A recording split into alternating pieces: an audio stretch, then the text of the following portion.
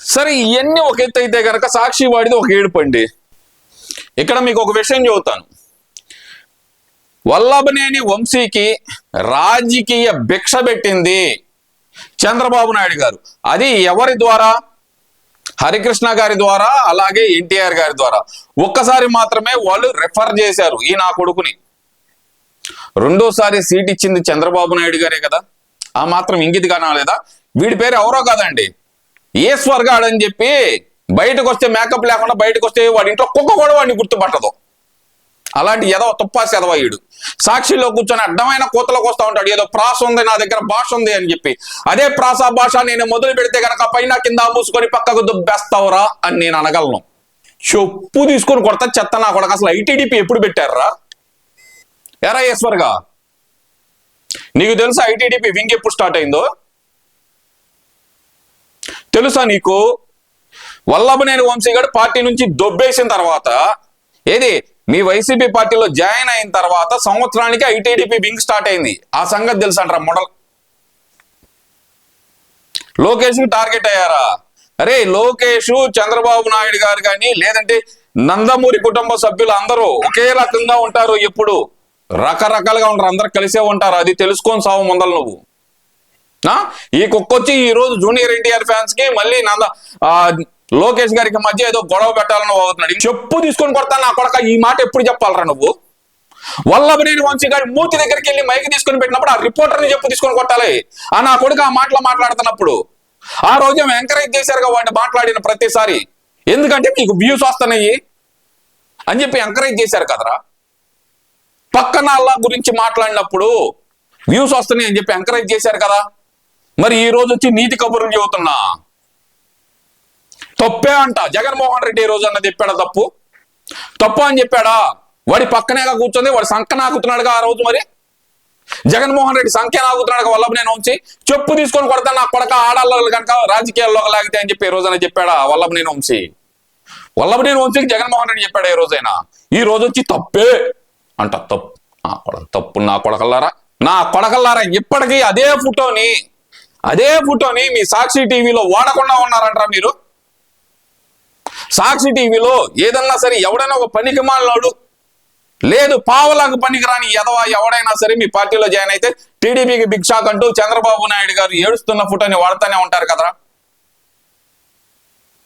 మీ YCP social media ఇప్పటికీ అదే వాడుతుంది కదరా. అదే వాడుతుంది కదా. తప్పే, బాధపడటం తప్పే, అది కరెక్ట్ కాదని మాట్లాడుతున్నావు కదా. తప్పు చేసిన ఏ తప్పుడు నా కొడుకుని వదిలిపెట్టే ప్రసక్తే లేదు. తప్పు వదిలిపెట్టే ప్రసక్తే లేదు. తప్పు చేయకుండా మంచిగా ఉండండి. ఎవరిని ఇసిగిచ్చే పని లేదు, ఇరికిచ్చే పని ఉండదు. తెలుసుకో ముందల. రాజారెడ్డి రాజ్యాంగం కాదు, అక్కడ అంబేద్కర్ రాజ్యాంగం ప్రకారమే నడుస్తుంది. తెలుసుకో. ఇది రెడ్ బుక్ రాజ్యాంగం కాదు, అంబేద్కర్ రాజ్యాంగమే. చట్టం తన పని తను చేసుకుంటా పోతుంది. అరే ముండా, ఏ రోజైనా సరే చంద్రబాబు నాయుడు గారి గురించి ఆమె అరే తురే అనకుండా మాట్లాడిందా లేదా?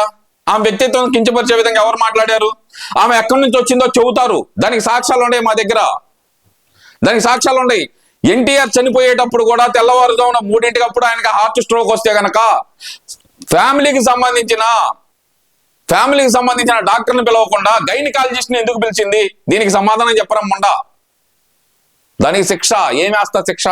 యారా ఏం మాట్లాడిందిరా రోజు ఆ చంద్రబాబు నాయుడు గారి గురించి?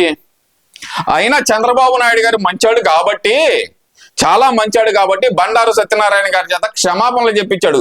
ఏ రోజైనా సరే ఆ అడవి బురదలో పొరిలాడే పంది బయటకు వచ్చి, ఆ బురదలో పొరిలాడే పంది ఏ రోజున బయటకు వచ్చి చంద్రబాబు నాయుడు గారికి క్షమాపణ చెప్పిందంటారా నేను మాట్లాడింది తప్పు అని?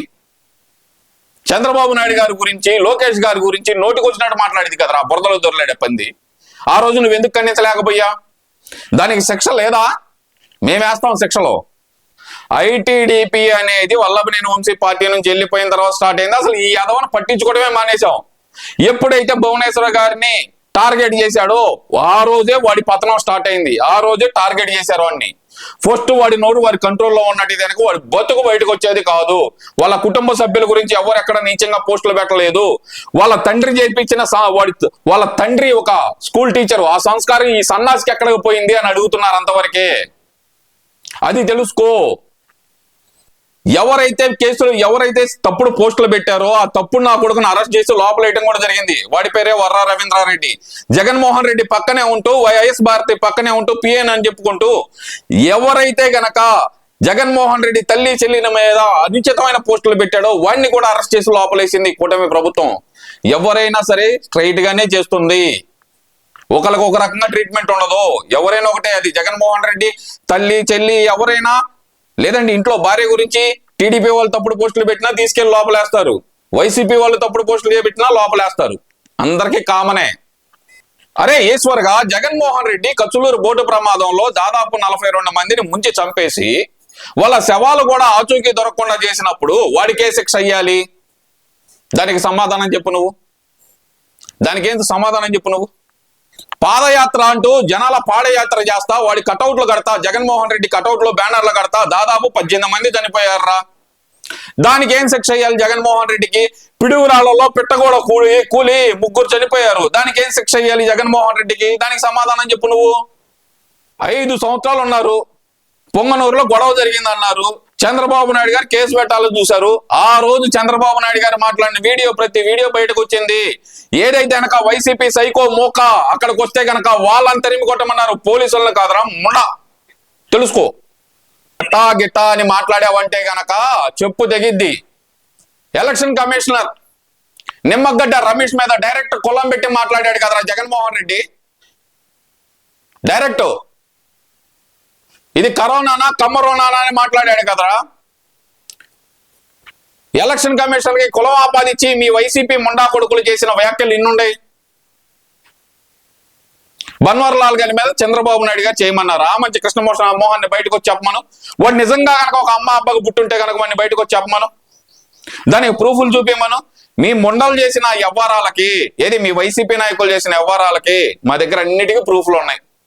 నేనే వస్తా, ప్రాస బాగుంది అని చెప్పి నేను మాట్లాడతా అంటే కనుక నువ్వు ఇప్పుడు దాకా ప్రశ్నలు అడిగావు చూడు, నేను అడుగుతా ప్రశ్నలు, వాటికి సమాధానం చెప్పు. కచ్చులూరు బోటు ప్రమాదంలో జగన్మోహన్ రెడ్డికి ఏ శిక్ష వేయాలి ఈశ్వర్? పెట్టగోడలు కూలి చనిపోయినప్పుడు దానికి ఏ శిక్ష వేయాలి జగన్మోహన్ రెడ్డికి ఈశ్వర్? ఆక్సిజన్ అందక దాదాపు 32 మంది చనిపోయినప్పుడు దానికి ఏ శిక్ష వేయాలి జగన్మోహన్ రెడ్డికి ఈశ్వర్?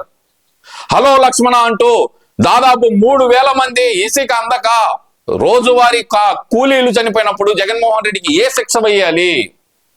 కల్తీ మద్యం అమ్మి దాదాపు 1,00,000 మంది ప్రాణాలు తీసిన జగన్మోహన్ రెడ్డికి ఏ శిక్ష వేయాలి? వీటికి సమాధానం చెప్పు. హక్కుపక్షి లాంటి ఛానల్లో కూర్చొని ఈశ్వర్ అని చెప్పి నోటికి వచ్చినట్టు 10 ప్రశ్నలు ఈశ్వర్ అని చెప్పి ఏదో మాట్లాడమాకు. అసలు ఎన్టీఆర్ కి వల్లభనేని వంశీ అరెస్ట్ కి సంబంధం ఏంటి రమ్ముండా? దీనికి సమాధానం చెప్పరా. ఎన్టీఆర్ తోటి లేటెస్ట్ గా వల్లభనేని వంశీ గాని కొడాల నాని గాని బాగా చెబుతున్నా, లేటెస్ట్ గా ఇద్దరు కలిసి ఒక్క ఫోటో దిగినట్టు, లేదంటే వల్లభనేని వంశీ ఒకసారి కొడాల నాని ఒకసారి ఫోటోలు దిగినట్టు ఏదన్నా ఒక్క ఫోటో ఉంటే బెటర్. నువ్వు వాళ్ళిద్దరిని వదిలించుకున్న తర్వాతే ఎన్టీఆర్ అనేది సినిమా రంగంలో ముందరగా దూసుకెళ్తున్నాడు. ఈ ముండని ఈ ఇద్దరు సినిమాలను వదిలించుకున్న తర్వాతే ఎన్టీఆర్ సినిమా రంగంలో ముందరకెళ్తున్నాడు. ఆ సంగతి తెలుసా నీకు? చెత్త నా కొడక. ఈ దేనికి పెడుతున్నావురా లింకు? ఇంకొకసారి కనుక తప్పుడు కోతలు తప్పుడు వార్తలు కనుక ప్రచురించా కనుక నీ మీద నేను కేసేస్తా ముందల. చెత్త నా కొడకల్లారా.